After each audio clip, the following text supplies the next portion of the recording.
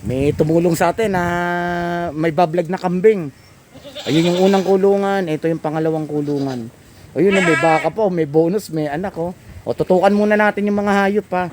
Yan ang paborito natin, yung mga hayop eh. Yun oh, may nangamusta agad sa atin oh. Punta na tayo. Naku, talaga palang yung kulungan din oh. Ginastusan din pala. Oh yun, may mga nakaalpas. Tapos ayun pa isang kulungan. Kaya sa dali nakakatuwa itong baka. Naku, halimaw rin sa laki oh.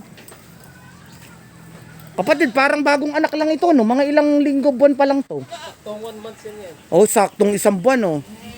Ayun yung nanay oh. Naku, grabe, halos kulang 3 dangkal yung ulo sa laki oh. Naku, 5'3" ang height ko eh. Pag tinango nito ulo, mga 5'6" to.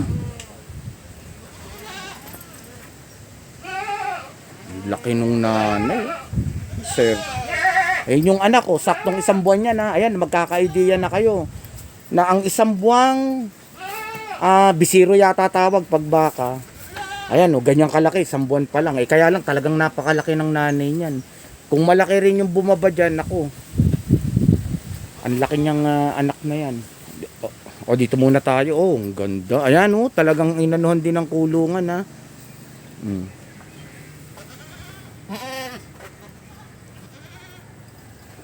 Ang lalaki oh.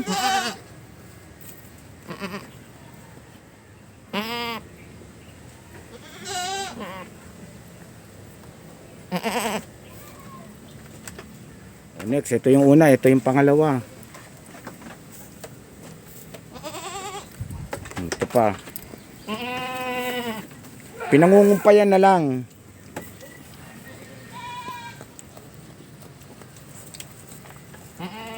Okay, lipat tayo doon sa kabila.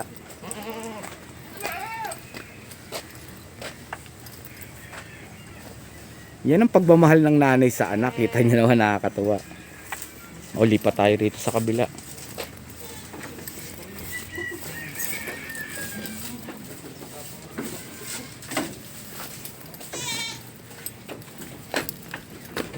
Oh, ingat lang sa paglalakad. Ha? Ayun pala eh. Oh, ito pala ah. Agoncillo, Batangas, established, ano?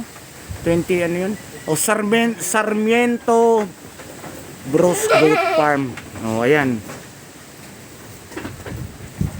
Bali, mamaya pwedeng mahingi. O kung pwede ka ma-interview, mahingi yung number. Para sa mga interesado. O hindi pa nagbebenta. Para-reserve. Sa kami pang-out din mo kami mga ready na yung alpas na. Ayun. May utol doon na darong number ni utol. Ayun o, sige. Ilagay natin sa dulo ng vlog. O bali pwedeng. Uy. Okay, pasok ko dito. Okay, pwedeng pumasok dito. Ito ano mga breed to? Mga bower goats to eh no. Tapos yung iba, yung mga pula na yan, Bower dito. Red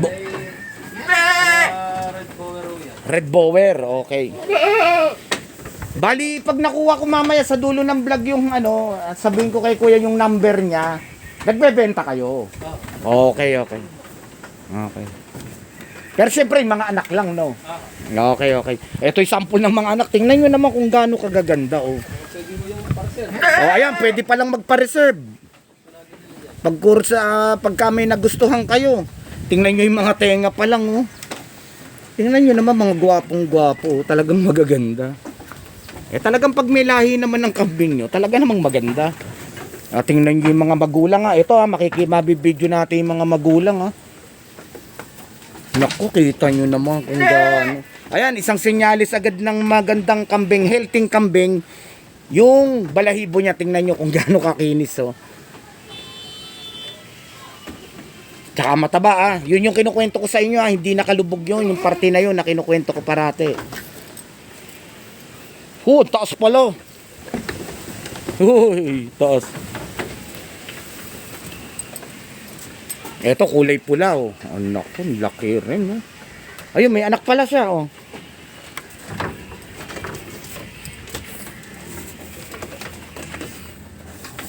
Laki. Ayan na, mga naka-for sale to, itong mga anak na ito ha.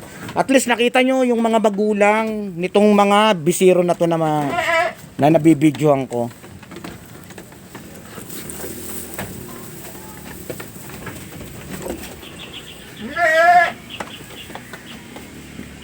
Yan, may anak din. Laki rin. Ayun, no, kita nyo na, punong-puno ng gatas.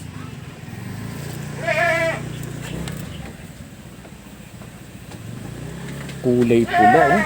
Ang laki rin. Oh, naku. Ganda rin. Oh, ito, may anak na naman. Naku, ang laki na itong bower na ito. Medyo exposed na ako sa bower eh. Alam ko na yung magaganda malalaking bower eh. Yung mga bilog ng katawan niyan. Naku, ito buntis ito eh. Ito, naku, malapit na itong mga anak. Okay. Bago na naman sa content natin, nakapasok tayo sa isang kambingan na naman ha. May mga native sila at meron silang mga puro rin. Ayan, nakita nyo naman sa video. Ganda ng kulungan.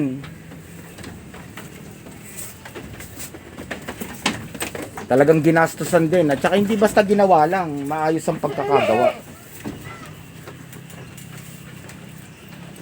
Okay, sa mga mag-i-inquire o tutukan natin ulit yon. Tapos alamin natin yung pangalan ng contact person at yung cellphone number niya sa mga interesado, gustong mag-alaga. Ayan, magsimula kayo sa may lahi. Pero pwede rin kahit native o yung may lahing konti o yung puro mas maganda. Okay, salamat sa panonood. Agoncillo, Batangas, Sarmiento, Bros, Goat Farm. Okay, yan, nakita natin yung mga hayop nila ha. Marami pa yatang nakaalpas eh no. Yun yung mga nasa baba na yun. Okay, ayos na. Yan, nakakatuwa yung baka, ito yung anak niya ha. Talagang halimaw sa laki tong nanay eh. Ayun ang anak ko, 1 month pa lang oh. Ayan, magkaka-idea na kayo. Gaano ba ang inilaki ng isang buwan na bisiro?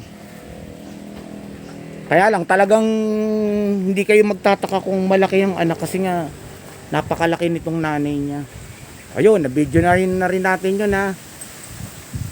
Sa last part nitong video na to, lalagay natin yung number tsaka contact person sa mga interesado ha na bumili o gustong mag-alaga.